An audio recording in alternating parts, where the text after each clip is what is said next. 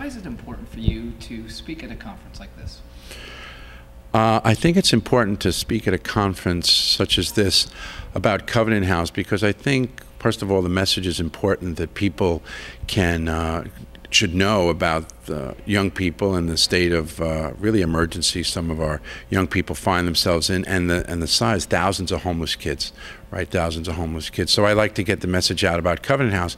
But this one's special for me too because I think it's essential for people to know that when working with homeless and runaway kids, there really is a need for faithfulness, a trust that God is working in this work with us as well, and that we need to rely on God's mercy as we work very, very hard, that God is in this work too.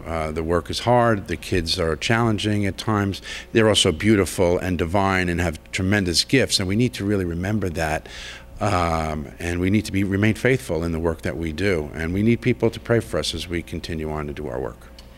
It may be too difficult a question to ask, but how has your experience at Covenant House impacted your devotion of divine mercy?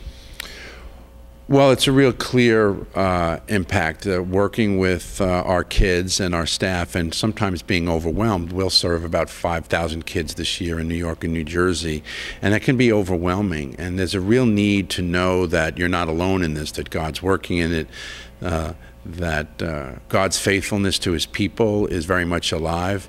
And so you need to be reflective of that and remind yourself. And a conference like this and being around people like this helps me personally to remember that I'm not alone and that there's a lot of people that care about our kids and that God is working in this too.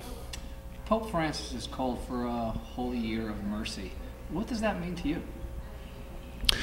Well, it's a year of, for me, it means mercy and compassion. It means that for ourselves. I think that I see so much self-hate in the world. Even our young people are so hard on themselves, and so many people are hard on themselves. I think it's having mercy to oneself and then compassion and mercy to the world. A kindness. I think that there's such judgment that we need to leave judgment for someone else, and we need to see the goodness and the divinity and focus on that. And I hope that that's what this year will bring for all of us, a kindness to ourselves and a kindness to others, and an acceptance and a willingness to know that God is working in God's time with us all, and we need to be faithful and merciful.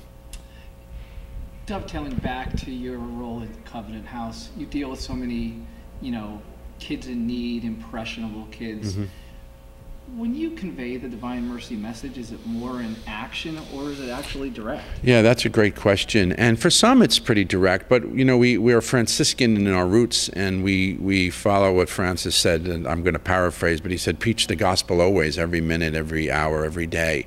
And if you have to, use words.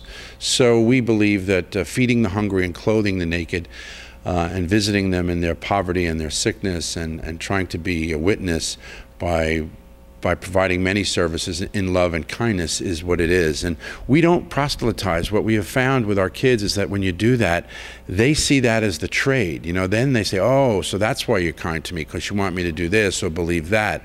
And so what we do is just love them as much as we can with absolute respect and unconditional love. And that's what our job is, and that's where it really ends. And that's enough. That's enough to try to do and commit to every day, day in, day out, to the thousands who come to us. One final thought. Easter's fast approaching, followed by Divine Mercy Sunday. What does Divine Mercy Sunday mean to you? I think it's just another great opportunity to be reflective and to be mindful. I don't think we have enough of those times that we stop and we think and we pause and we're reflective. Easter obviously is one of my favorites, along with Good Friday, that there is suffering and there's redemption, and followed by, God's mercy. I don't know if you can think enough of that. I think every Sunday should be that. But again, you have to... again, I think it's about being mindful and taking the time, and it just makes us more aware, and hopefully more conscious, that we can grow in our consciousness, that we're not alone, and that God's mercy endures forever.